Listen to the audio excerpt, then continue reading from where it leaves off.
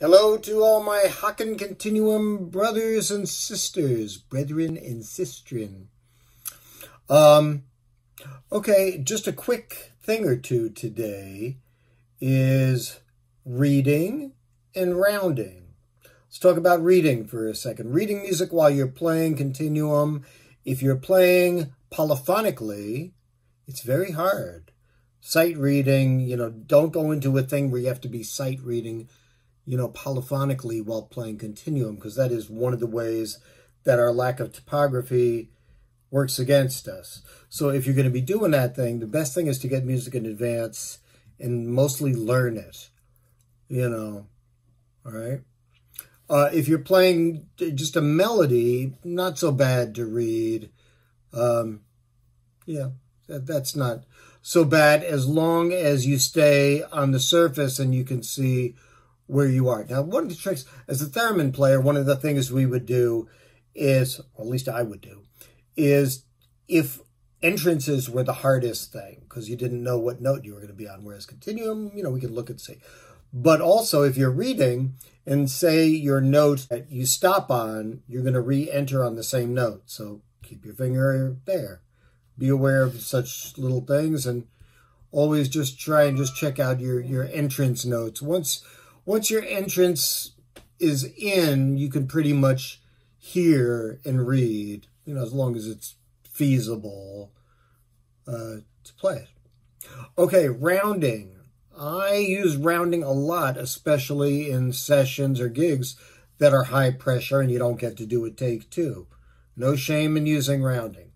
I did a thing with Edmund Egan and Sally Sparks once, and we were doing a trio, a Bach trio, and Ed says, let's do it without the rounding. We were only doing each kind of one note.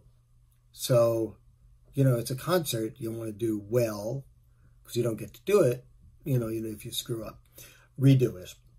Okay, so we did it, and it actually came out really cool. Wasn't that bad if it was just one note,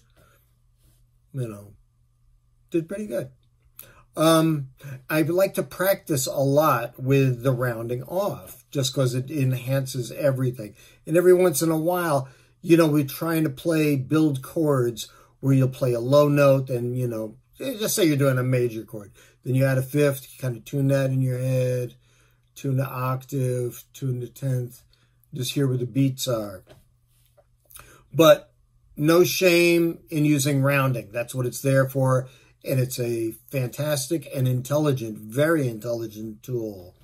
Anyway, that's it. Reading, rounding, and arithmetic. I don't know. All right. Hope you're all good with the tip du jour. So, knew a guy that went to a fancy restaurant. The waiter was kind of snotty. The guy said to the waiter, "Excuse me, sir, what's the soup du jour?" The waiter looks down at him disdainfully and goes, "Huh. It's the soup of the day." So this is kind of like that, only different. Bye. By the way, regarding my more Cowbell shirt, I saw it when I was playing in Ohio somewhere. I thought it was the funniest shirt. It was on a storefront. And a friend of mine in the band bought it for me, and I wore it for years thinking it was the funniest thing. People would walk down the street pointing at me, go, "Hi, more Cowbell." And I'd go, "Yeah, that's a funny shirt." And maybe 10 or 15 years later, I discovered that it was a Saturday Night Live thing with Christopher Walken. I didn't even know when I'm walking around with this shirt thinking, "Oh, that's funny." Well, whatever. Whatever.